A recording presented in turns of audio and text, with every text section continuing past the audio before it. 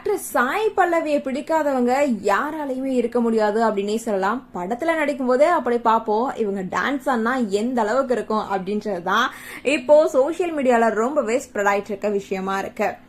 தமிழ், தெலுங்கு, மலையாள திரையுலகத்துல டாப் ஆக்ட்ரஸ்ல ஒருத்தவங்களான சாய் பல்லவி, இவங்களோட சிஸ்டர் பூஜா அவங்களோட கல்யாணம் நடந்துச்சு.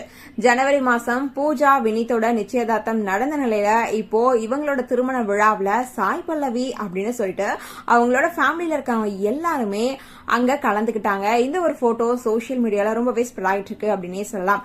அதுவும் சாய் பல்லவி தன்னோட சோசியல் மீடியா பக்கத்துல தன்னோட சிஸ்டரோட திருமணத்துல ஃபேமிலியோட ஆடின வீடியோஸ் எல்லாத்தையுமே ஷேர் பண்ணிருக்காங்க.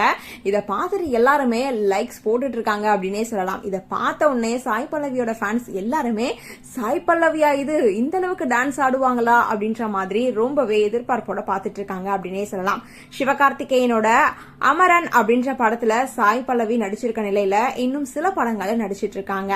இது எல்லாமே ரிலீஸ் ஆகும்போது வேற லெவல் ஹிட் அடிக்கும் அப்படின்றதுல எந்த ஒரு மாற்றமுமே கிடையாது அப்படின்றதுதான் இப்போ பல பேரோட கமெண்ட்ஸாவே இருந்துட்டு இருக்கு. சரி, அவங்களோட சிஸ்டருக்கு கல்யாணம் ஆயிடுச்சு, சாய் பல்லவிக்கு எப்போ கல்யாணம் அப்படின்றதுதான் இப்போ எல்லாரும் கேள்வியா எழுப்பிட்டு இருக்காங்க.